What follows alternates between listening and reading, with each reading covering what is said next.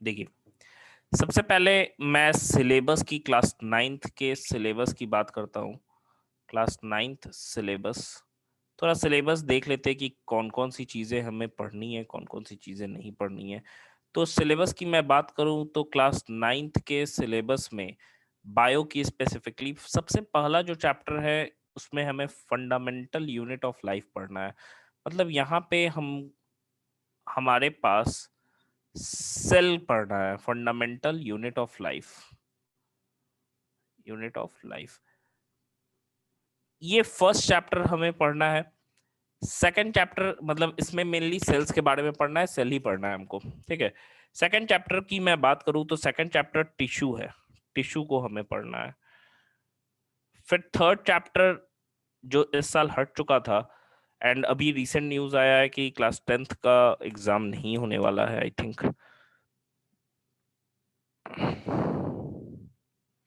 ठीक है। And next हम लोग देख सकते हैं कि नेक्स्ट जो चैप्टर है जो इस साल हट गया था लेकिन अभी हम लोग इसको पढ़ेंगे, diversity in living organism, diversity in living organism.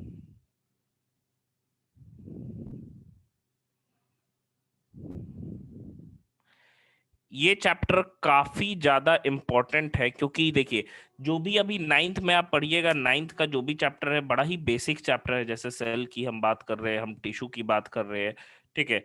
हम डाइवर्सिटी की बात करें, डाइवर्सिटी काफी ज्यादा एसेंशियल चैप्टर है क्योंकि डाइवर्सिटी का यूज क्लास 11th में जो लोग बायो से कंटिन्यू करेंगे उनके पास रहेगा कि हाँ, उनको काफी ज्यादा इसका यूटिलिटी होता है, ठीक है।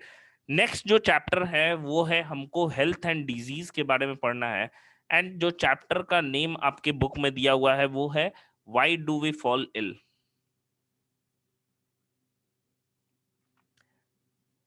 आपको बुकलेट भी मिला होगा, उसमें B0102 करके वो चैप्टर होगा, बायो का अलग जो बुकलेट है आपको अवंती का। तो why do we fall ill, questions उससे प्रैक्टिस करने हैं। एंड नेक्स्ट फिफ्थ चैप्टर जो है वो है नेचुरल रिसोर्सेज के बारे में हमें पढ़ना है थोड़ा, natural resources. And last chapter है हमारा, वो है थोड़ा फूड प्रोडक्शन के बारे में जानना है, वो है improvement in food resources, improvement in food resources. ये 6 चैप्टर हमें पढ़ना है। अब एक एक करके सारे चैप्टर्स को हम पूरे ईयर में पढ़ेंगे। सबसे पहला जो चैप्टर है जो कि सबसे बेसिक चैप्टर है हमारे क्लास 9th का, और इवन बायो का हम कह सकते हैं कि सबसे बेसिक चैप्टर है, वो है फंडामेंटल यूनिट ऑफ लाइफ। मैं आपको बता दे रहा हूँ कि क्लास में ही आपको अभी नोटबुक आप एक ले लो, साथ साथ ही लिखते रहना। आपका काम डबल ना होना चाहिए, ऐसा नहीं कि आप सिम क्लास में रफ लिख रहे हो फिर फेयर लिख रहे हो, टाइम वेस्ट वाला कोई काम नहीं करना है। सिंपल एक ही बार में लिख लेना है। एंड जो आज सेम क्लास होगी कल मॉर्निंग में उसी क्लास का रिपीट क्लास होगा ऑफलाइन में, जो सुबह में हम लोग चला रहे हैं। तो उसमें आपको यही सेम टॉपिक को रिवाइज करवाया जाएगा। जिसको आज नहीं समझ में आएगा वो कल आ सकता है उन टॉपिक्स को समझने के लिए। तो अगर मैं बात करूं सबसे पहले, तो ये टोटल हमारा क्लास 9th का सिलेबस हो गया। अब फर्स्ट चैप्टर हमें पढ़ना है जो एनसीईआरटी के हिसाब से चैप्टर नंबर 5th है, वो है fundamental unit of life, fundamental unit of life, fundamental unit of life. अगर मैं फंडामेंटल यूनिट ऑफ लाइफ की बात करूं तो सबसे पहले फंडामेंटल कहने का मतलब होता है बेसिक, ठीक है। तो basic unit of life, life कह रहे हैं हम लोग लिविंग ऑर्गेनिजम्स के बारे में। तो लिविंग ऑर्गेनिजम्स का फंडामेंटल यूनिट या बेसिक यूनिट होता क्या है, तो इन्हें हम सेल्स के नाम से जानते हैं। तो सबसे पहले हम डिफाइन करेंगे कि एक सेल होता क्या है। तो सेल को अगर हम डिफाइन करने को आएंगे तो सिंपली हम कह सकते हैं कि ये किसी भी लिविंग ऑर्गेनिज्म का सबसे पहले एक स्ट्रक्चरल यूनिट होता है। स्ट्रक्चरल यूनिट क्यों होता है? क्योंकि चाहे कोई भी ऑर्गेनिज्म हो, एक बैक्टीरिया हो या कॉम्प्लेक्स एक multi cellular organism just like elephant या वेल हो, क्योंकि काफी बड़ा है, सबका बॉडी का बेसिक यूनिट है सेल। जिसके ही डिवीजन से एंड जिसके ही रिपीटिशन से हम कह सकते हैं उसका पूरा बॉडी बना होता है। अगर कोई ऑर्गेनिज्म एक सेल का बना होता है तो उस ऑर्गेनिज्म को यूनिसेलुलर ऑर्गेनिज्म कहते हैं। अगर कोई एक से ज्यादा सेल का बना होता है तो उसे फिर हम लोग मल्टी सेलुलर ऑर्गेनिज्म कहते हैं। तो वो तो हम लोग टाइप ऑफ ऑर्गेनिज्म में जानेंगे, मल्टी सेलुलर एंड यूनिसेलुलर के बारे में। अगर हम सेल की बात करें कि सेल को आप क्लास 8 में भी आपने पढ़ा होगा, सेल के बारे में थोड़ी सी जानकारी दी गई होगी आपको कि सेल होता क्या है, सेल में क्या क्या कंपोनेंट्स होते हैं। यहाँ थोड़ा डीपली इस क्लास में हमें क्लास 9 में पढ़ना है कि क्या क्या अंदर से फीचर्स होते हैं, कौन कौन से स्ट्रक्चर्स प्रेजेंट होते हैं। तो सबसे पहले अगर मैं सेल की बात करूं तो सेल हम कह सकते हैं it is defined as it is defined as the structural and functional unit of functional unit of all living organisms, all living organisms। अब इसमें एक पॉइंट आता है कि भाई इसको स्ट्रक्चरल यूनिट हम क्यों कहते हैं एंड इसे हम फंक्शनल यूनिट क्यों कहते हैं। तो अगर हम कहें कि इसे स्ट्रक्चरल यूनिट क्यों कहते हैं तो इसका आंसर क्या ही हो सकता है। तो सिंपली हम कह सकते हैं कि इसको स्ट्रक्चरल यूनिट इसलिए कहते हैं क्योंकि कोई भी लिविंग ऑर्गेनिज्म हो उसका बॉडी सेल से ही बना होता है। ठीक है, मतलब it forms the structure of the organism, that's why it is known as structural unit. तो हम कह सकते हैं because body of body of every living organism, every living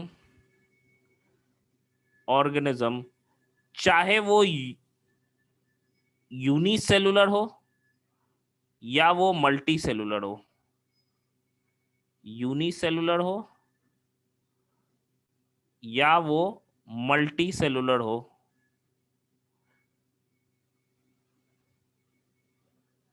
इन दोनों का बॉडी है सेल से ही बना होता है। Because body of every living organism is made up of cells, is made up of cells. ठीक है, मतलब सेल से ही बना होता है। अब सेकंड पॉइंट इसका आता है कि इसे हम लोग फंक्शनल यूनिट के नाम से क्यों जानते हैं या फंक्शनल यूनिट हम लोग इसको क्यों कहते हैं।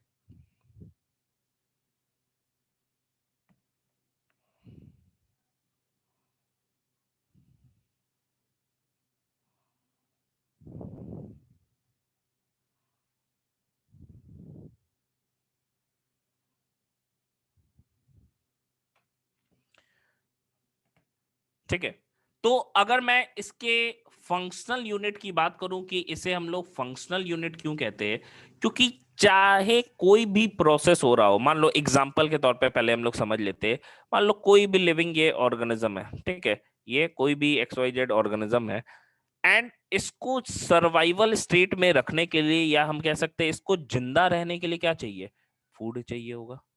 मतलब फूड को लेना, न्यूट्रिशन, फूड से एनर्जी निकालना, रेस्पिरेशन हम कहते हैं, जितने चीजों को हम खाते हैं सारे के सारे तो हमारे लिए बेनिफिशियल नहीं होते। मतलब हमारे बॉडी में वेस्ट मटेरियल का भी जनरेशन होता है जो कि टाइम टू टाइम को रिमूव करना है, तो इस प्रोसेस को एक्सक्रीशन कहते हैं। तो जो भी सारे प्रोसेस एक ऑर्गेनिज्म के सर्वाइवल में जरूरी होते हैं वो सारा का सारा प्रोसेस एक सेल भी कर रहा होता है। और हम रिवर्स में ये भी कर सकते हैं क्योंकि एक हर सेल ये सारा का सारा लाइफ प्रोसेस को कर रहा है, इसीलिए वो ऑर्गेनिज्म भी कर रहा है। तो इसीलिए हम लोग कह सकते हैं कि सेल जो होता है ये एक फंक्शनल यूनिट भी होता है लिविंग ऑर्गेनिज्म का, क्योंकि जो भी नेसेसरी लिविंग प्रोसेसेस है जो किसी भी ऑर्गेनिज्म के सर्वाइवल के लिए नेसेसरी होते हैं वो सारा का सारा प्रोसेसेस एक सेल भी परफॉर्म कर रहा होता है। क्या ये बात सबको समझ में आई? You can answer in it in the chat sections.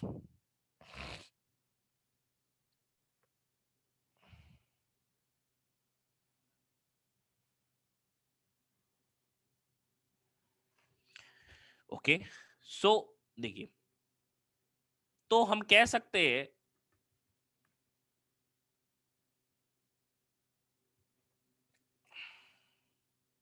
इसको फंक्शनल यूनिट क्यों कह रहे हैं?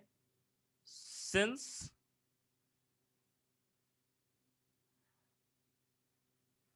ऑल द लिविंग प्रोसेसेस या life processes, all the life processes such as nutrition, such as nutrition, respiration, respiration,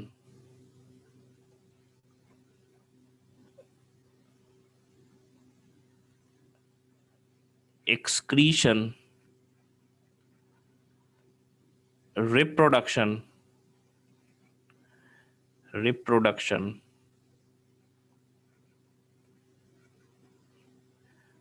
etc., which are necessary for the survival, for the survival of an organism, for the survival of an organism, are also performed by a by a single cell,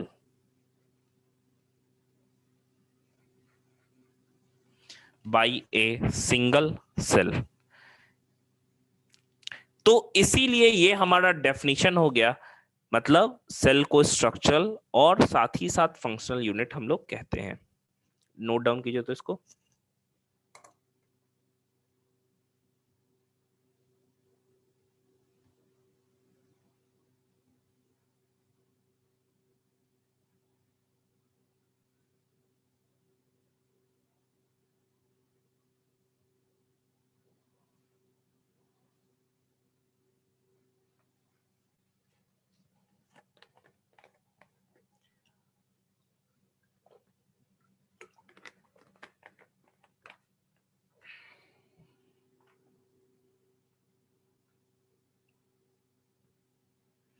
okay,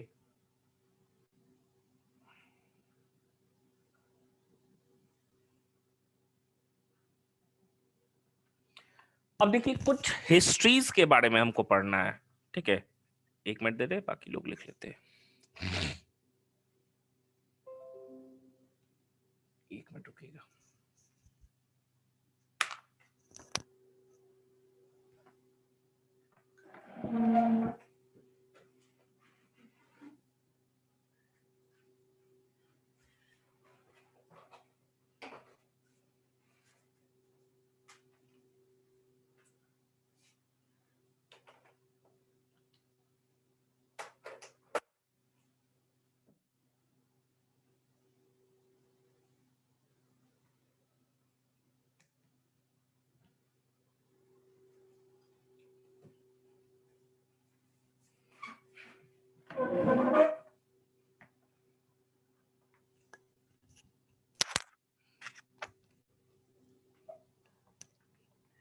हो गया, चलिए erase कर रहे हैं।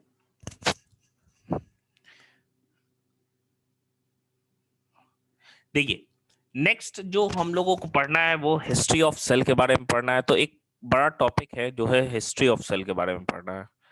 कुछ histories है, history of cell. अगर मैं हिस्ट्री ऑफ सेल की बात करूं तो कुछ कुछ नाम हमको पढ़ना है साइंटिस्ट का। अगर मैं साइंटिस्ट के नाम की बात करूं तो सबसे पहला जो नाम है वो रॉबर्ट हुक नाम के साइंटिस्ट का आता है। Robert Hooke.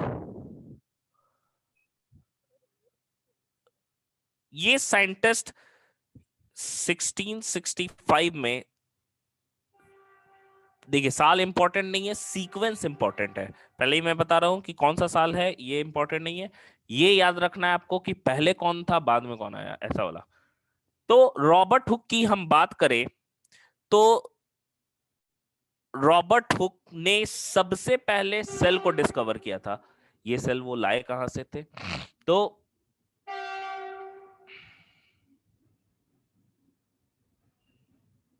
देखिए ये सेल वो लाए कहां से थे। तो आप जानते हो स्टेम के सबसे ऊपर वाले लेयर को हम बार्क कहते हैं, ठीक है। ये बार्क ऑफ ट्री था, ये लेयर बार्क हो गया। एंड बार्क के सेल को, इसके सेल को कॉर्क सेल कहते हैं। कॉर्क सेल मतलब एक बार्क के टुकड़े को उन्होंने खुद के बनाए माइक्रोस्कोप से देखा। सेल्फ मेड माइक्रोस्कोप, मतलब कॉर्क सेल को वो सेल्फ मेड माइक्रोस्कोप से देखे।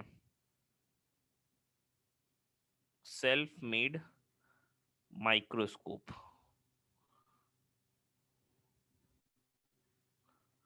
तो जब ये खुद के बनाए माइक्रोस्कोप से इन्होंने देखा तो इनको क्या ही नजर आया। तो हम कह सकते हैं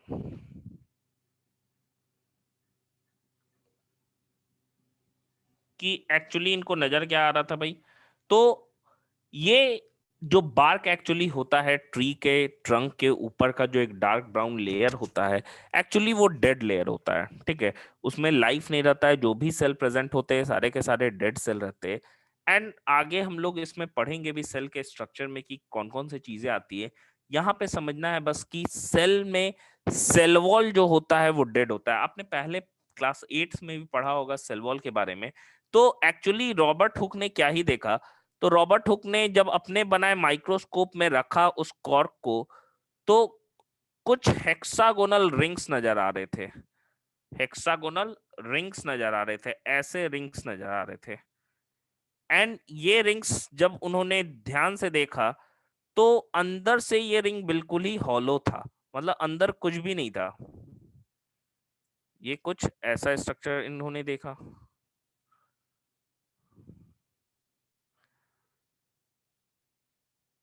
एंड ये हेक्सागोनल रिंग्स हम कह सकते हैं कि इसमें सिर्फ और सिर्फ क्या था, ऊपर से एक लेयर था, एक दीवार थी, एंड अंदर से वो हॉलो था। एंड इस दीवार को हम लोग सेल वॉल कहते हैं, क्योंकि सेल वॉल एक डेड स्ट्रक्चर है। तो वो पहले से ही डेड रहता है, तो डेड सेल में भी पाया जाता है। सिंपली याद रखिएगा कि डेड सेल में सेल वॉल ही पाया जाता है, बाकी कुछ भी नहीं पाया जाता है, मतलब साइटोप्लाज्म न्यूक्लियस वगैरह हमको कुछ भी नहीं मिलेगा। तो ये हेक्सागोनल रिंग्स उन्होंने देखा। एंड ये हेक्सागोनल रिंग्स अंदर से बिल्कुल ही हॉलो थे। एंड ये हॉलो स्पेसेस थे, मतलब ये जो स्पेस था ये हॉलो स्पेसेस था। Hollow spaces. And hollow spaces को लैटिन लैंग्वेज में सेलुली कहा जाता है। सेलुली। सेलुली कहा जाता है लैटिन लैंग्वेज में। Latin language. जब हम लोग डाइवर्सिटी देखेंगे तो उसमें देखेंगे कि बहुत सारी चीजें लैटिनाइज्ड और ग्रीक होती हैं, क्योंकि वो डेड लैंग्वेज होता है। हाँ, सेल वॉल डेड ही होता है लिविंग सेल में भी। एंड ये जो स्ट्रक्चर नजर आ रहा है ये वाला है क्या भाई, ये है सेल वॉल। एंड अंदर से वो हॉलो है, ठीक है। अंदर से वो हॉलो है। यहाँ पे बता दे, ये वाला स्ट्रक्चर सेल वॉल है। एंड अगर इसके शेप की बात करें तो शेप वाइज ये कैसा नजर आ रहा है, हनी कॉम्ब लाइक लग रहा है, क्योंकि हनी कॉम्ब भी कैसा होता है भाई, तो हेक्सागोनल ही रिंग उसमें भी रहता है, हेक्सागोनल स्ट्रक्चर्स प्रेजेंट होते हैं, हनी कम कॉम्ब लाइक स्ट्रक्चर्स नजर आया इनको। एंड सेलुली वर्ड लैटिन में है, बाद में जाके इंग्लिश में इसका उली हट गया एंड ये शॉर्ट में सेल बन गया। ठीक है, सेल बन गया। सेल जो है ये इंग्लिश में है, लैटिन में सेलुली था, मतलब होलो स्पेसेस। तो रॉबर्ट हुक ने एक्चुअली सेल को जो डिस्कवर किया था वो डेड सेल को डिस्कवर किया था, लिविंग सेल को डिस्कवर नहीं किया था। हम कह सकते हैं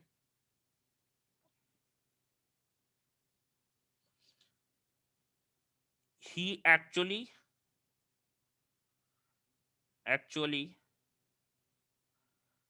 discovered discovered dead cell, dead cell. ठीक है, इन्होंने डेड सेल को डिस्कवर किया था, इन्होंने लिविंग सेल को डिस्कवर नहीं किया था। एंड डेड जो सेल था उसमें अंदर से पूरा का पूरा प्रोटोप्लाज्म एब्सेंट था, मतलब कोई भी लिविंग कंपोनेंट नहीं था, सिर्फ सेल वॉल था, क्योंकि सेल वॉल पहले से ही डेड स्ट्रक्चर होता है। लिविंग सेल में भी वो डेड होता है, डेड में भी डेड ही रहेगा। बनाइए तो उसको, लिखिए वाई इज डेड, बिकॉज ये कोई ऑर्गेनेल नहीं है। ठीक है, ये सिर्फ डिपोजिशन है जो अंदर से बाहर आता है और डिपॉजिट हो जाता है।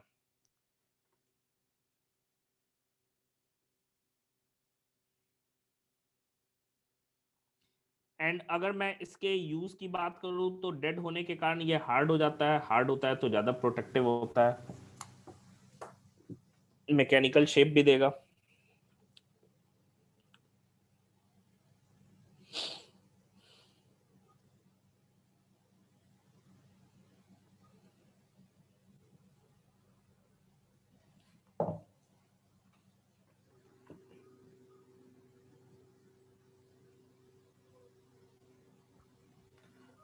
व्हाट इज प्रोटोप्लाज्म, प्रोटोप्लाज्म मैं बताऊंगा प्रोटोप्लाज्म क्या होता है।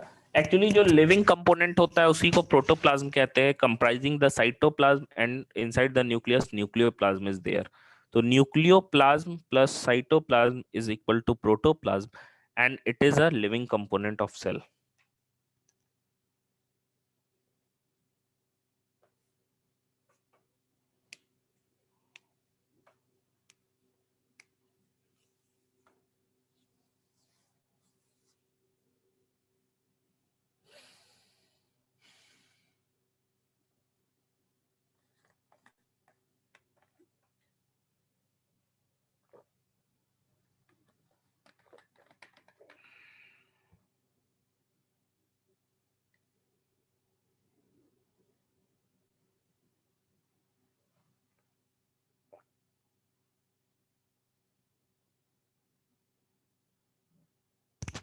नो नो समीर, फ्लूइड नहीं। हो गया, मैं लिखवा दूंगा, आगे हम लोग पढ़ेंगे भी प्रोटोप्लाज्म के बारे में, उस समय आएगा तो लिखवा दूंगा।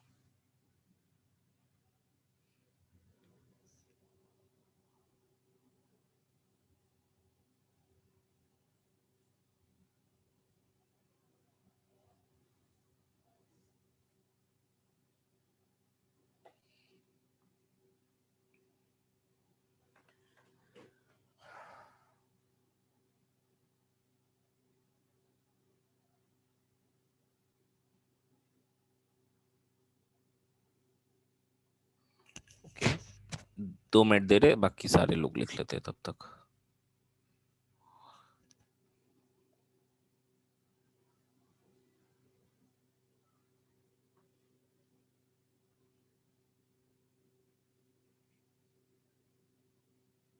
Okay Shubham, okay तशबी।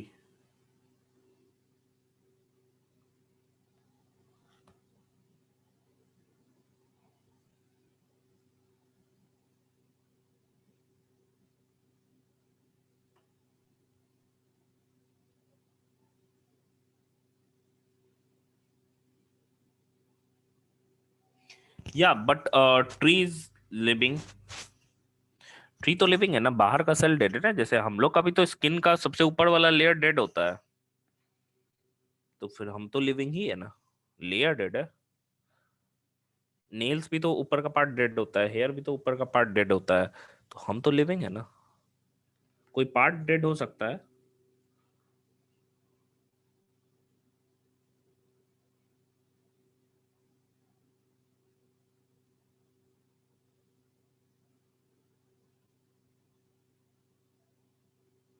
Robert Hooke का सेल इसलिए डेड था क्योंकि उन्होंने कॉर्क के पार्ट को लिया था, अंदर के पार्ट को लेते तो लिविंग होता।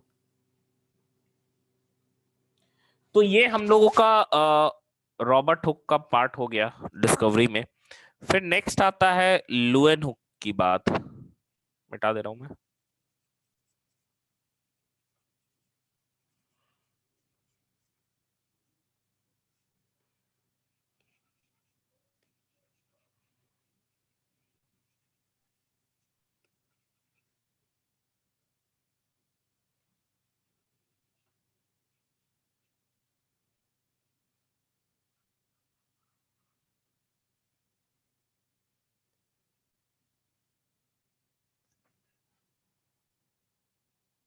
तो देखिए, नेक्स्ट हम लोगों का है, जो साइंटिस्ट का नाम है वो है Anton von लुएनहुक। Anton von Leeuwenhoek,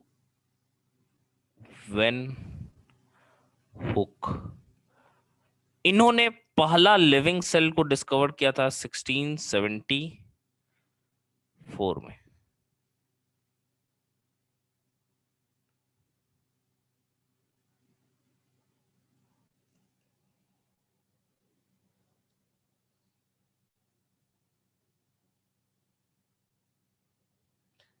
yes दृष्टि, लैटिन में लिटिल रूम हम कह सकते हैं, small spaces.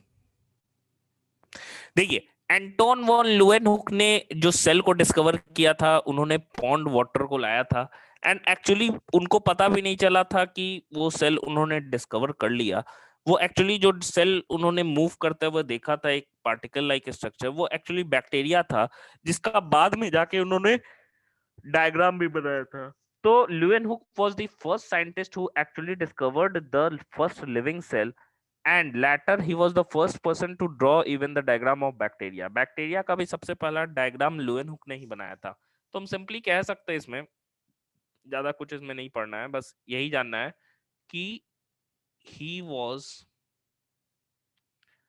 the first person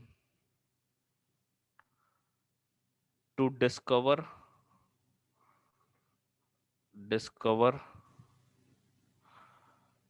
living living cell in pond water, in pond water, and also he was the first scientist, he was the first scientist scientist to draw the diagram of bacteria, to draw the diagram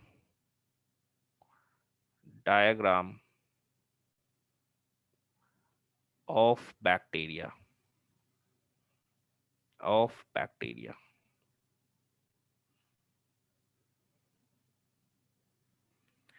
to draw the diagram of bacteria। ठीक है, ये पहले scientist थे जिन्होंने bacteria के भी diagram को draw किया था।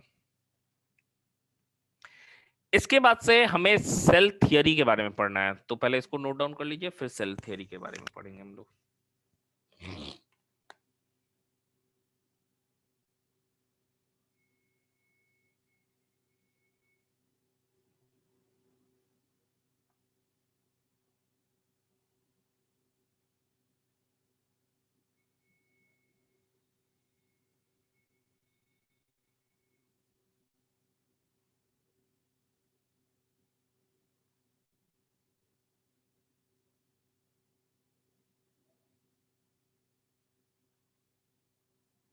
गया।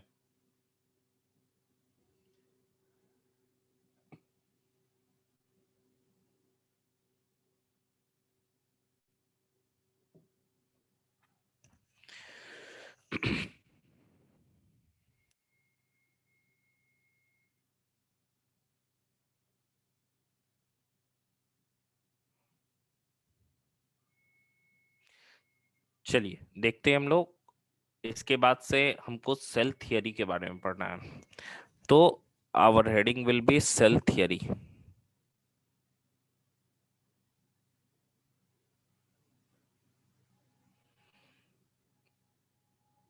Cell theory.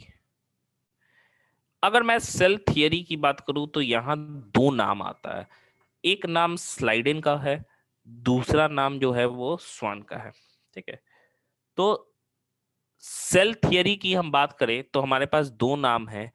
एक नाम है माथियास स्लाइडेन और दूसरा नाम है थियोडोर स्वान। तो we have two names. First is Matthias Schleiden, Matthias Schleiden,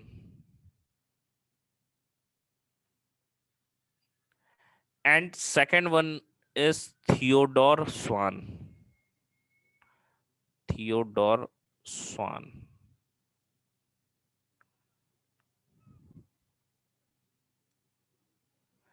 Theodore Swan. तो दो साइंटिस्ट है। अगर मैं माथियास स्लाइडेन की बात करूं, दोनों ने इंडिपेंडेंट वर्क किया, मतलब कि कहीं कहीं खुद ही स्टडी कर रहे थे, ऐसा नहीं कि मिलके कोई काम कर रहे थे, ये खुद ही स्टडी कर रहे थे। ये 1838 में सबसे पहले डिस्कवर किया, या बोले और आसपास ही थे 1839 में। लगभग एक साल के अंतर पे दोनों ने अपने स्टडी को पब्लिश किया था। एंड स्लाइडेन एक हम कह सकते हैं ये बॉटनिस्ट थे। बॉटनिस्ट हम लोग किसको कहते हैं? जो बॉटनी की स्टडी करता है, मतलब प्लांट्स के बारे में जो स्टडी करता है उन्हें हम बॉटनिस्ट कहते हैं। एंड ये जो थे ये एक जूलॉजिस्ट थे, ये एनिमल को स्टडी किया था इन्होंने।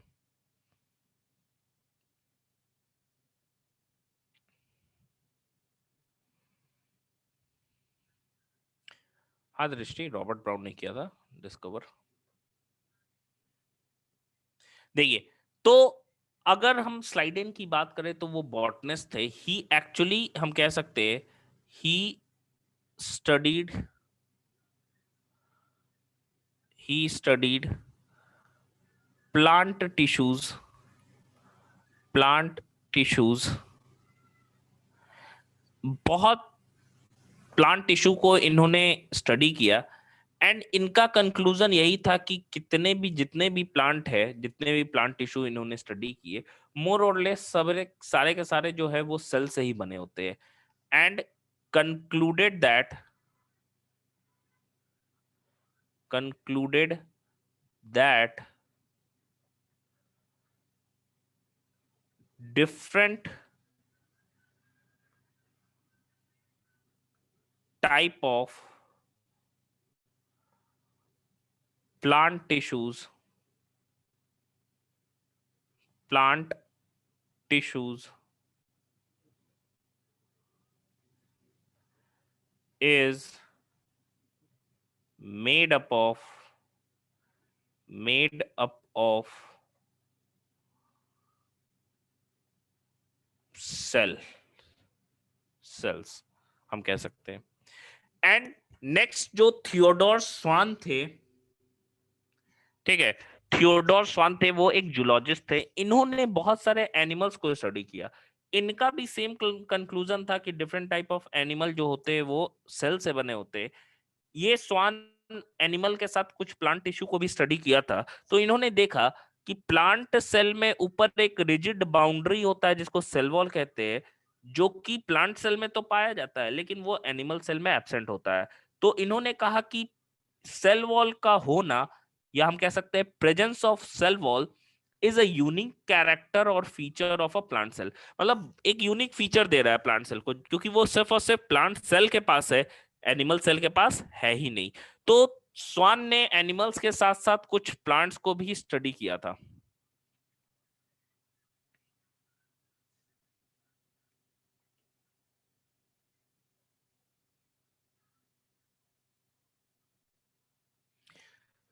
तो मैं एक बार फिर से रिपीट कर दूंगा, ये पहले लिख लेते हैं हम लोग, मैं फिर से समझा दूंगा सेल थियरी के बारे में। तो हम कह सकते हैं कि he studied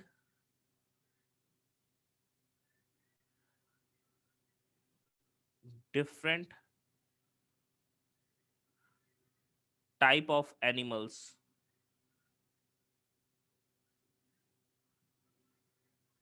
type of different type of animals and concluded that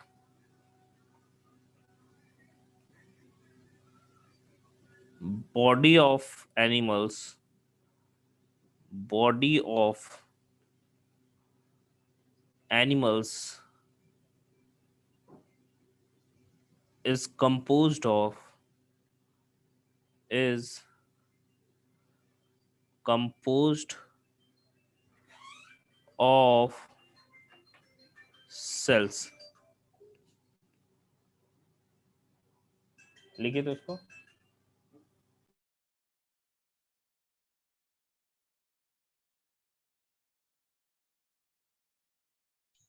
sir आपका आवाज नहीं आ रहा है। एक मिनट, इसको लिखिए ना, यहां तक बता रहे इसके आगे।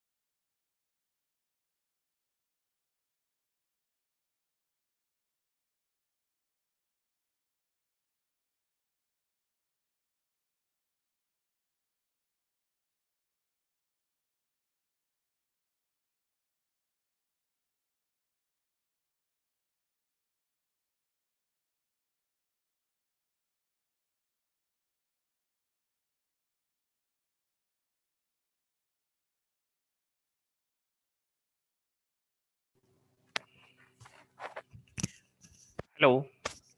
हाँ, देखिए, तो स्वान ने एनिमल्स को तो स्टडी किया ही, साथ साथ इन्होंने कुछ प्लांट सेल्स को भी स्टडी किया। ठीक है, एनिमल्स के साथ साथ इन्होंने कुछ प्लांट सेल्स को भी स्टडी किया। He also studied some of plant cells, some of plant cells and observed that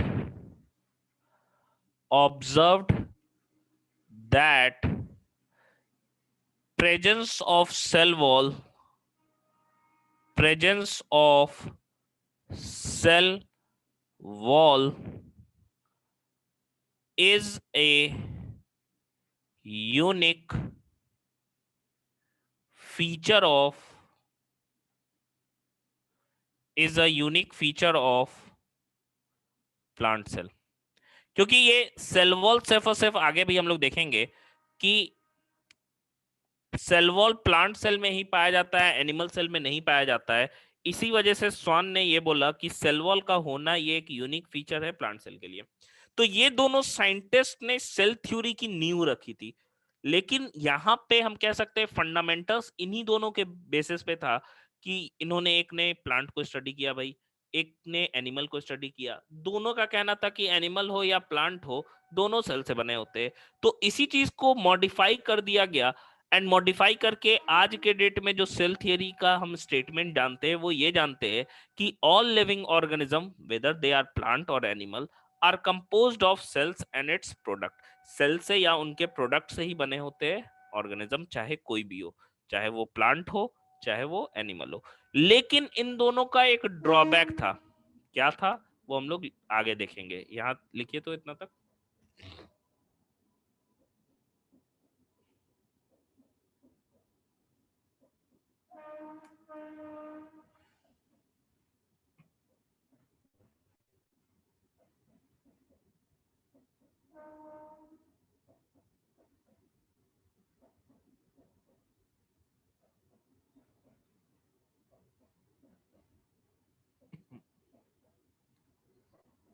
गया, चलिए देखिए। तो इन दोनों का ड्रॉबैक था, ठीक है। ड्रॉबैक ये था कि इन्होंने बताया तो कि एनिमल है या प्लांट है, ये दोनों का दोनों जो है वो क्या है, सेल से बना हुआ है। लेकिन इन्होंने ये नहीं बताया कि सेल आता कहां से है। तो इसी को सेल लीनियस थ्योरी के द्वारा रुडोल्फ वर्चाउ नाम के साइंटिस्ट ने बताया था, ठीक है। इसी चीज को हम कह सकते हैं, एक साइंटिस्ट आए थे जिनका नाम रुडोल्फ वर्चाउ था, रुडोल्फ वर्चाउ, 1855 में। एंड 1855 में इन्होंने एक थियरी दिया था जिसका नाम सेल लीनियस थियरी था, ठीक है। सेल लीनियज, लीनियज कहने का मतलब होता है लिंकिंग, कि सेल आया कहां से, सेल लीनियज थियरी।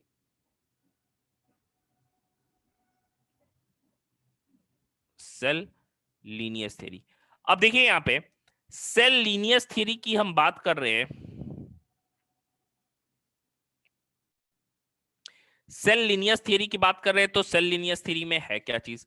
तो सिंपली कहा गया कि सेल कभी भी, मान लो अगर हम एग्जाम्पल की तौर पे ले रहे कि हाँ भाई ये एक सेल है, तो ये सेल ऐसे ही स्पॉन्टेनियसली, ऐसा नहीं होगा कभी भी कि यहाँ पे कुछ नहीं था, एक बैग यहाँ पे सेल पैदा हो गया, ठीक है।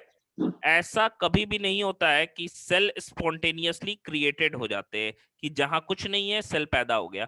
अगर सेल कहीं हमको दिख रहा है कि यहाँ पे सेल है, तो जरूर कोई पहले सेल हुआ करता होगा जिसके सेल डिवीजन के कारण क्या है, ये सेल पैदा हुआ।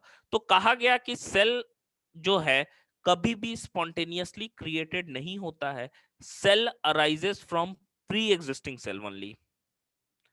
तो इस सेल लीनियस थ्योरी के द्वारा यह कहा गया कि cells arise from arise from pre-existing pre-existing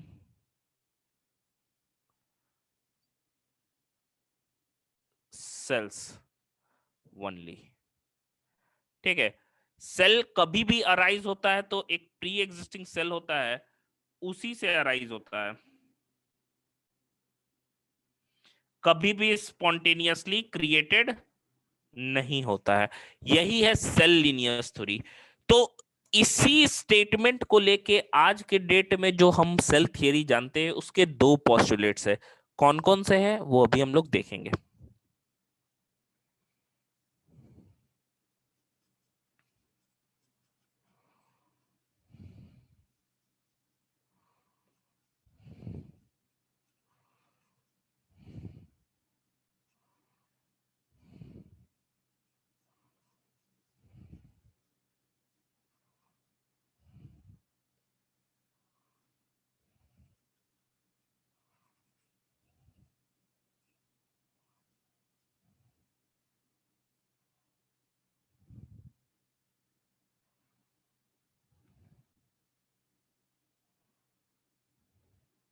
देखिए, तो अगर हम कह सकते हैं today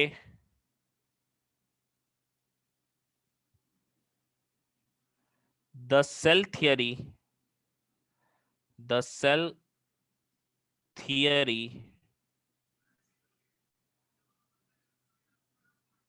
as understood as understood has two postulates, has two postulates, has two postulates। अगर मैं इसके दो पोस्टुलेट्स की बात करूं तो सबसे पहला पोस्टुलेट क्या है? All living organisms. जब हम ऑल लिविंग ऑर्गेनिजम्स कह दिए तो इसमें प्लांट्स भी आ गए, इसमें एनिमल सेल भी आ गए। All living organisms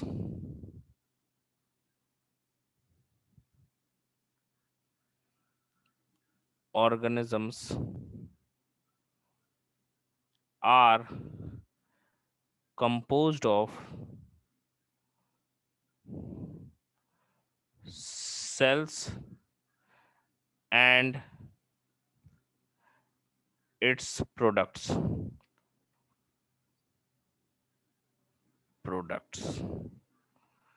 second postulate, ये पहला पोस्टुलेट सेल थ्योरी का स्लाइडेन और स्वान के का मिलके एक ज्वाइंट स्टेटमेंट हुआ, लेकिन जो ड्रॉबैक था सेल थ्योरी जो पहले था उसका ये था कि सेल कैसे अराइज होता है वो नहीं बताया गया था कि सेल कैसे अराइज होता है। इसी चीज को वर्चाउ ने बताया सेल लीनियस थ्योरी के द्वारा।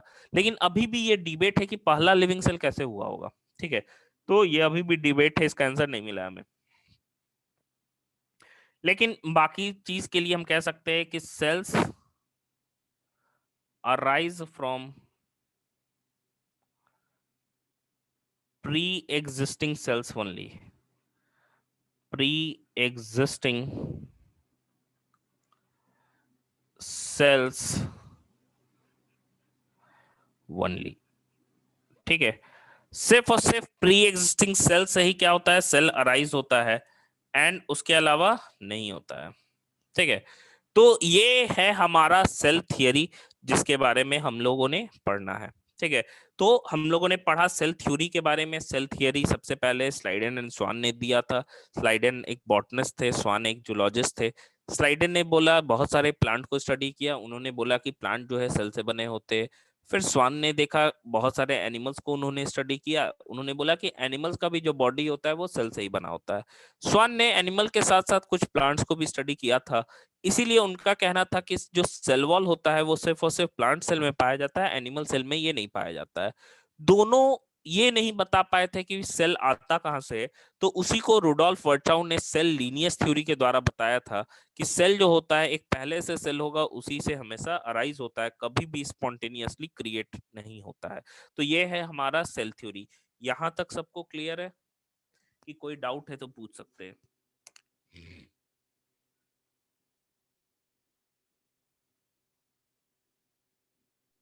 सर सेल थ्योरी एक बार फिर से बता दीजिए।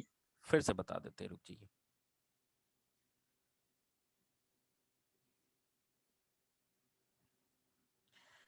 यहां तक लिख लीजिए पहले आप लोग, फिर बता दे रहे फिर से।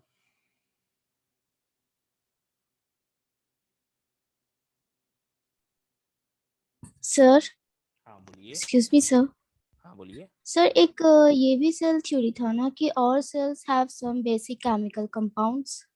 देखिए, जो एनसीईआरटी में पोस्टुलेट्स दो तीन चार लिखे होंगे कि ये चीजों से, लेकिन बेसिकली हम दो ही पोस्टुलेट्स के बारे में पढ़ते हैं कि जितने भी लिविंग ऑर्गेनिजम्स है वो सारे के सारे सेल से और उसके प्रोडक्ट से बने होते हैं, एंड सेल जो होते हैं वो प्री एग्जिस्टिंग सेल से अराइज होते हैं। ये दो पोस्टुलेट्स है, यही हायर बुक्स में लिखा हुआ है। बाकी जो आपके लेवल पे बुक है उस पे एक दो चीजें और लिखी रहती है कि हाँ जो केमिकल कंपाउंड्स है उनसे भी वो बने होते हैं, ठीक है, ये सब चीजें लिखी हुई हैं। लेकिन ओवरऑल हम देखते हैं यही दो पोस्टुलेट्स के बारे में।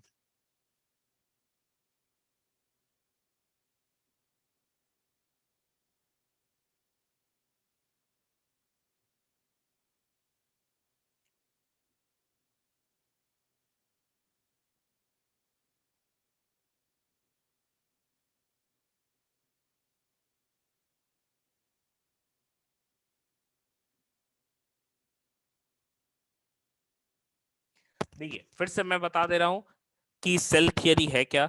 सेल थियरी सबसे पहले सेल के बारे में कुछ नॉलेज दिया गया। ये नॉलेज स्लाइडेन एंड स्वान ने दिया था। दोनों अलग अलग काम कर रहे थे, इंडिपेंडेंट काम कर रहे थे, एक दूसरे के साथ नहीं काम कर रहे थे, लेकिन साल आसपास ही था, 1 साल का ही गैप था। तो दोनों का जो स्टेटमेंट था वो साथ ही में लगभग पब्लिश हुआ था। तो ये चीज हमको देखने को आया कि स्वान जो थे वो एक जूलॉजिस्ट थे और स्लाइडेन जो थे वो एक बॉटनिस्ट थे। स्लाइडर ने बहुत सारे प्लांट्स को स्टडी कर रखा था और उनका कहना था कि जितने भी प्लांट टिश्यू उन्होंने स्टडी किया, मान लो कि प्लांट टिश्यू बहुत तरह के होंगे, हो सकता है वो लीफ के लिए होंगे, हो सकता है वो रूट के लिए होंगे, लेकिन ओवरऑल जब उन्होंने सेल के स्ट्रक्चर को देखा तो उनको सेल का स्ट्रक्चर सेम ही लगा कि भले वो टिश्यू दूसरा है, रूट का है, स्टेम का है, लेकिन जो सेल का स्ट्रक्चर है वो सेम ही है। ठीक है। तो उनका कहना था कि सेल जो है वही प्लांट्स को बनाता है, या फिर हम कह सकते हैं प्लांट जो है वो सेल के ही रेपिटेशन से बने होते हैं। ठीक उसी तरह एनिमल्स को भी स्टडी किया था स्वान ने, एंड स्वान ने भी कहा था कि एनिमल का जो डिफरेंट टिश्यू है वो सेल से बना होता है। स्वान ने एनिमल के साथ साथ कुछ प्लांट्स को भी स्टडी किया था। उनका कहना था कि प्लांट्स जो होते हैं उनमें सेल वॉल पाया जाता है, लेकिन वो एनिमल सेल में एब्सेंट होता है। तो उनका कहना था कि प्लांट सेल में सेल वॉल का होना ये एक यूनिक फीचर है प्लांट सेल के लिए। लेकिन दोनों के दोनों साइंटिस्ट जो थे वो सेल के उत्पत्ति या फिर ओरिजिन हम कह सकते हैं उसके बारे में बताने में फेल कर गए थे, वो नहीं बता पाए थे, या हम कह सकते हैं उनका ड्रॉबैक था। तो इसी चीज को वर्चाउ ने सेल लीनियस थ्योरी से स्टेट करके क्लियर कर दिया कि सेल जो है वो पहले से सेल होगा, वहीं से ओरिजिनेट होगा, कभी भी स्पॉन्टेनियसली क्रिएट नहीं किया जा सकता। ये है हमारा सेल थियरी। इतना क्लियर हो गया। तो ये देखिए हिस्ट्री सबसे पहले थे। अब कुछ कुछ चीजें हमको पढ़ना है, जैसे कुछ चीजें में सेल का नंबर हमको पढ़ना है, सेल का शेप पढ़ना है, सेल का साइज पढ़ना है। ये सब कुछ कुछ चीजें, कुछ कुछ फैक्चुअल डेटा के बारे में हमको जानना है। तो सबसे पहले हम लोग अगर देखते हैं तो यहाँ थोड़ा देख लेते हैं। देखिए, तो सबसे पहले अगर मैं बात करूं तो cell number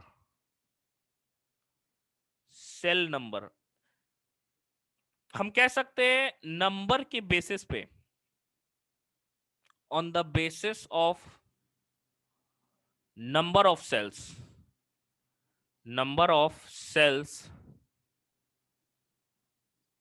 organisms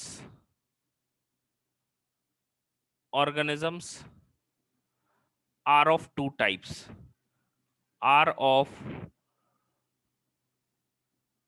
two types। दो तरह के ऑर्गेनिज्म होते हैं, मैंने पहले भी बताया।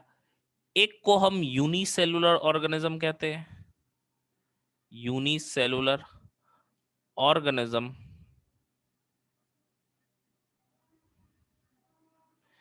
एंड दूसरे को हम मल्टी सेलुलर ऑर्गेनिज्म के नाम से जानते हैं। यूनिसेलुलर ऑर्गेनिज्म की हम बात करें तो यूनिसेलुलर ऑर्गेनिज्म हम लोग किसको कह रहे हैं? हम लोग सिंपल कह सकते हैं कि made up of one cell या made up of single cell, made of single cell. Example बड़ा ही क्लियर कट है, एग्जाम्पल बैक्टीरिया हो गया। ठीक है, ये एक प्रोकैरियोटिक, हम लोग आगे पढ़ेंगे प्रोकैरियोटिक और यूकैरियोटिक। अमीबा हो गया, अभी जान लीजिए सिर्फ। पैरामेशियम हो गया। ये सारे के सारे यूनिसेलुलर ऑर्गेनिज्म के एग्जाम्पल्स हो गए। फिर भाई क्या है? Multi cellular organism, multi cellular organism, multi cellular organism. अगर मैं बोलूं मल्टी सेलुलर ऑर्गेनिज्म के बारे में, तो मल्टी सेलुलर ऑर्गेनिज्म हम लोग कह किसको रहे हैं? तो multicellular organism made up of more than one cell. नाम से ही क्लियर है, मल्टी मतलब एक से ज्यादा, made up of more than one cell, more than one cell. ठीक है, अगर मैं एग्जाम्पल की इसकी बात करूं कि एग्जाम्पल क्या होगा, तो एग्जाम्पल में बहुत हो सकता है, जैसे प्लांट हो गया, प्लांट्स हो गए, एनिमल्स हो गए, ये सारे के सारे हो गए आपके मल्टी सेलुलर। तो ये तो सेल नंबर के बेसिस पे ऑर्गेनिज्म हो गया। अगर मैं सेल के शेप की बात करूं, सेल शेप, तो वैरायटी ऑफ शेप में पाया जाता है सेल। सेल का शेप जो होता है वैरायटी ऑफ शेप में होता है। सेल शेप हम कह सकते हैं स्फेरिकल शेप के भी होते हैं, स्फेरिकल शेप के होते हैं, ओवल शेप के होते हैं, इलोंगेटेड शेप के होते हैं।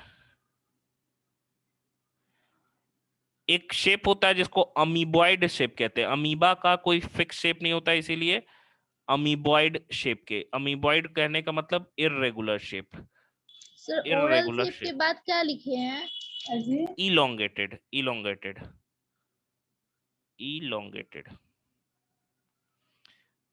Irregular shape. ठीक है, तो ये सेल शेप है। कुछ जो सेल के शेप होते हैं वो स्टीलेट शेप के होते हैं। स्टीलेट शेप हम लोग स्टार शेप को कहते हैं, star shape, star like, star shaped. ठीक है, स्टीलेट हो गया। और हमारा क्या हो गया भाई, स्टीलेट के साथ साथ हम कह सकते हैं ऐसा ही रहता है।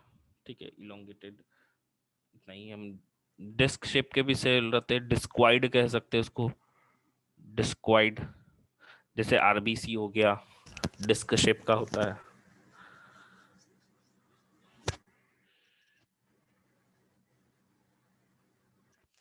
तो ये हमारा सेल शेप हो गया।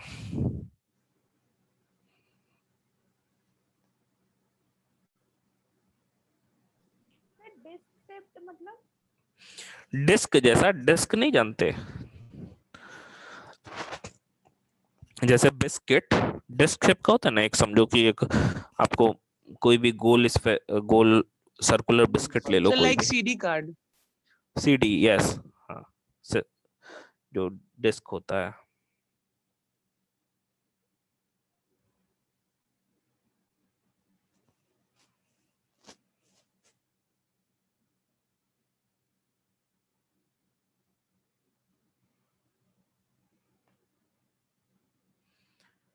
तो ये हो गया शेल शेप के आधार पे हम कह सकते हैं वैरायटी ऑफ शेप का होता है। फिर थोड़ा हम लोग देखते हैं यहाँ पे कि सेल साइज के हिसाब से कैसा कैसा होता है।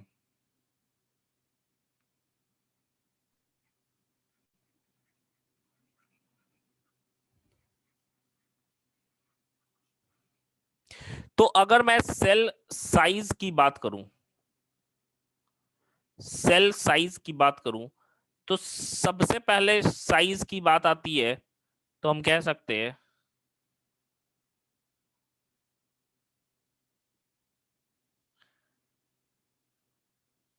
कि सबसे पहले स्मॉलेस्ट सेल की बात आएगी, स्मॉलेस्ट सेल। तो स्मॉलेस्ट सेल की हम बात करें तो स्मॉलेस्ट सेल हमारा होता है, इसको हम लोग माइकोप्लाज्मा कहते हैं, माइकोप्लाज्मा। माइकोप्लाज्मा का जो साइज होता है वो 0.3 माइक्रोमीटर इन डायमीटर होता है, डायामीटर। इसको इसको हम लोग माइक्रो बोलते हैं, इसको ऐसे म्यू बोला जाता है, इस साइन को म्यू बोला जाता है। एंड म्यू का मतलब होता है 10⁻⁻⁶। माइकोप्लाज्मा का ही एक टाइप होता है, जो कि माइकोप्लाज्मा एक कैटल में एक डिजीज किया था जो न्यूमोनिया लाइक था, तो उसको हम लोग pleuro pneumonia, pneumonia like organism बोल सकते हैं, लाइक ऑर्गेनिज्म, प्लूरोन्यूमोनिया लाइक ऑर्गेनिज्म। ये जो ऑर्गेनिज्म है, इसको ही शॉर्ट फॉर्म में हम पीपीएलओ के नाम से भी जानते हैं। ये एक तरह का माइकोप्लाज्मा ही है, एंड ये माइकोप्लाज्मा सबसे स्मॉलेस्ट ऑर्गेनिज्म में होता है। इसका डायमीटर 0.1 माइक्रोमीटर होता है, काफी छोटा। तो ये तो था भाई स्मॉलेस्ट की बात। अगर हम लार्जेस्ट की बात करें,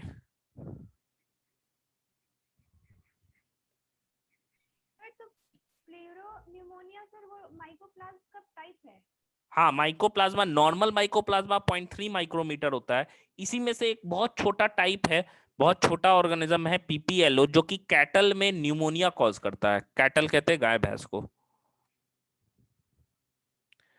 अगर मैं लार्जेस्ट की बात करूं, सर माइकोप्लाज्मा होता क्या है? माइकोप्लाज्मा एक तरह का प्रोकैरियोटिक ऑर्गेनिज्म है, बैक्टीरिया से भी छोटा होता है। अगर मैं लार्जेस्ट, सर ये जो माइक्रोप्लाज्म के बाद जो 0.3 क्या लिखे हैं? माइक्रो माइक्रो म्यू बोलते हैं उसको, MU। उस सिंबल को ऐसे यू बनाते हैं, देखो ऐसे बनाते हैं और नीचे ऐसे लिखते हैं, ग्रीक सिंबल है, म्यू बोलते हैं इसको। इसको म्यू बोलते हैं, लिख दिए इंग्लिश में। एंड एक म्यू का मतलब होता है 10⁻⁻⁶। अगर मैं लार्जेस्ट की बात करूं तो largest sir 10 to cell the जो है, पावर -6 सेंटीमीटर और मीटर। नहीं नहीं, -6 कुछ भी हो सकता है ना। मीटर में लगाए तो मीटर हो गया, ग्राम में ओके लगाए तो किसी चीज में। वो ओके म्यू का मतलब बताया। ऑस्ट्रिच एग, ऑस्ट्रिच का जो एग होता है ये सबसे लार्जेस्ट होता है, एंड ये 18 सेंटीमीटर इन डायमीटर होता है, डायामीटर। तो माइकोप्लाज्मा किस कैटेगरी में आता है? प्रोकैरियोटिक माइक्रो ऑर्गेनिज्म, प्रोकैरियोटिक में।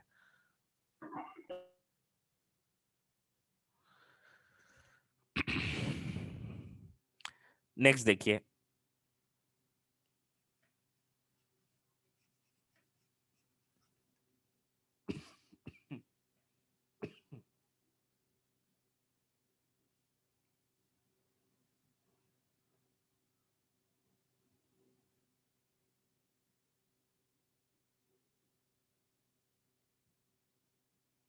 नेक्स्ट है हमारा, ये तो स्मॉलेस्ट है एंड लार्जेस्ट है।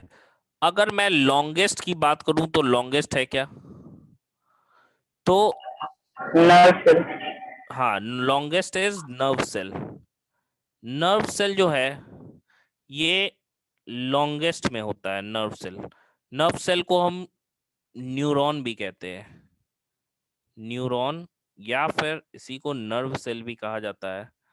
एंड ये सबसे ज्यादा लॉन्गेस्ट में होता है, ये फ्यू मीटर तक हो सकता है, मतलब 1 मीटर का भी हो सकता है। एक नर्व सेल एक हाथ के बराबर भी हो सकता है बॉडी के अंदर, लेकिन इतना पतला होता है कि पता नहीं चलेगा वैसे। ठीक है, few meter, M for metre.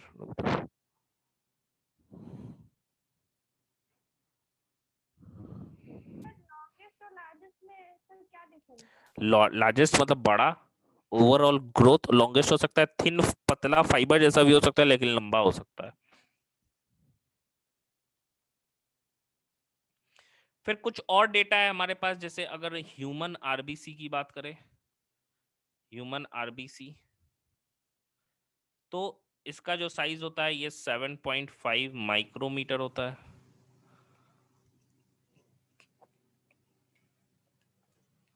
तो ये कुछ डेटा है हमारे पास जिसको हमको जानना था। तो ये है भाई सेल साइज के हिसाब से, ठीक है, सेल साइज के हिसाब से smallest largest sir longest. Micrometer को आप कौन से साइन में लिखे हैं? म्यू ग्रीक साइन है, ग्रीक जैसे होता है थीटा, डेल्टा, अल्फा, ये सारे ग्रीक है सिंबल, तो म्यू भी ग्रीक सिंबल है।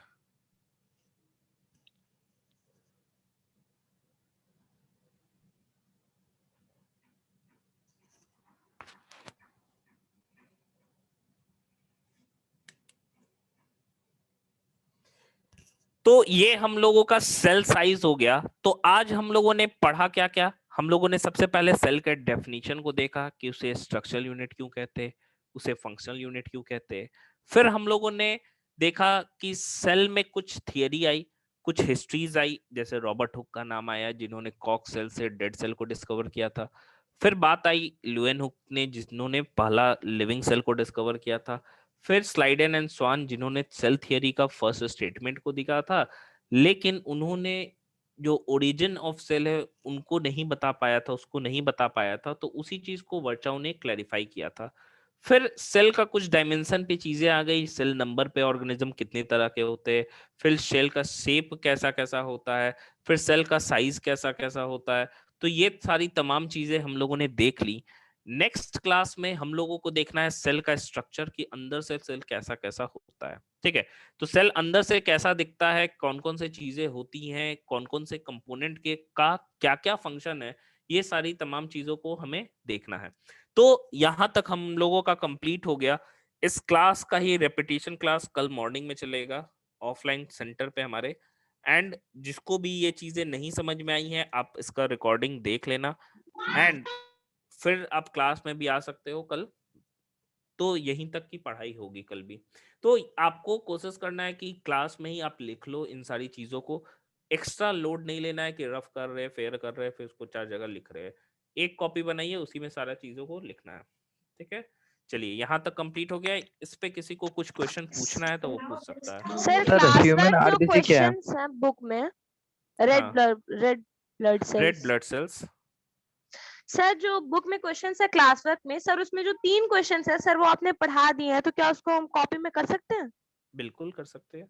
स्टार्टिंग के 3 क्वेश्चन सर पढ़ लिए और हाँ, बाकी का भी इन लिखवा है। क्लास जो क्वेश्चन है और क्लासरूम वाला जो क्वेश्चन है, जो जो टॉपिक से आपके कंप्लीट होते जा रहे हैं, आप मॉड्यूल के क्वेश्चन अपने कॉपी में लिख लेना, मैं एक ही बार उसको चेक कर दूंगा। Okay sir, thank you. ठीक है, चलिए और किसी को कोई डाउट है तो पूछ सकते हैं। सर स्लाइडेन का फुल नेम क्या सेल था? साइज एक बार फिर से बता दीजिए। मार्थिया स्लाइडेन, हाँ कौन क्या? सेल साइज एक बार फिर से बता दीजिए। सेल साइज मैं फिर से बता दूं, किसी का माइक ऑन है काइंडली उसको ऑफ कर लीजिए।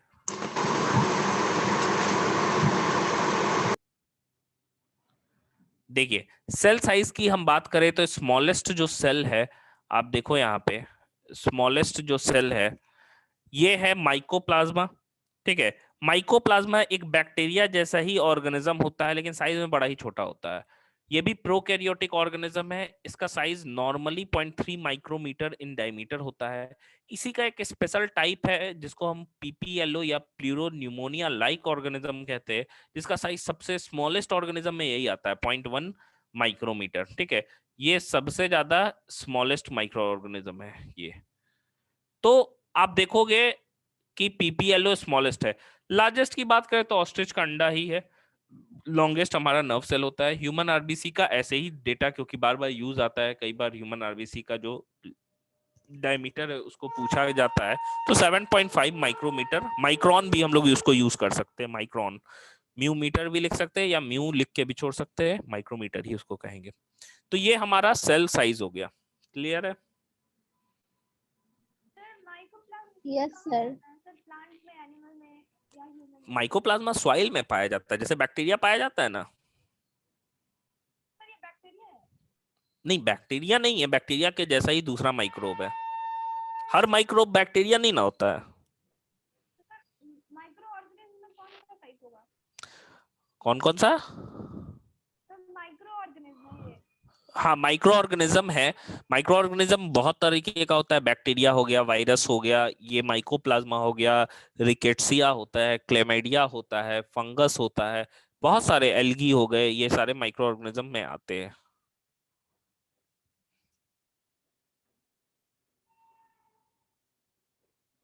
सर ग्रुप पर पीडीएफ सेंड कर दीजिएगा।